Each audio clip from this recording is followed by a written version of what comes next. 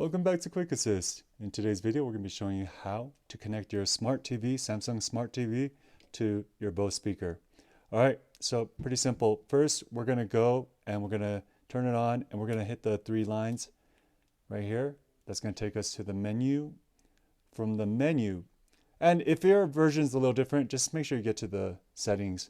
So we're going to go settings, and then we're going to want to actually go down to all settings down here. So right there, down all settings. Then we're going to go ahead and click that. Then we're going to go to sound.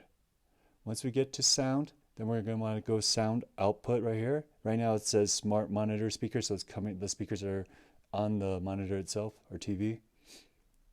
Then we click that, and you'll notice that there is no Bose speaker right now. So let's go ahead first turn this on. 100%. And then we'll go ahead, hit this to refresh. Ready to connect. That's the Bluetooth right there. And give it a little bit of time.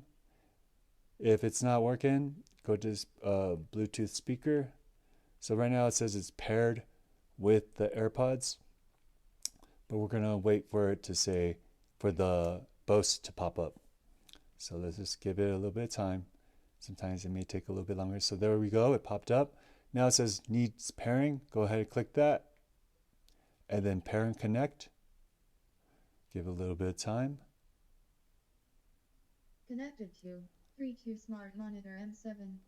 Okay, great. So now it's connected and you can now use your TV, watch movies, go on Netflix and use the speaker. And also, in case you have two of these, I have another video where you could pair it together so it creates like kind of a stereo surround sound feel. All right, guys, I hope this video helps. Please like, comment, subscribe. See you next time. Bye-bye.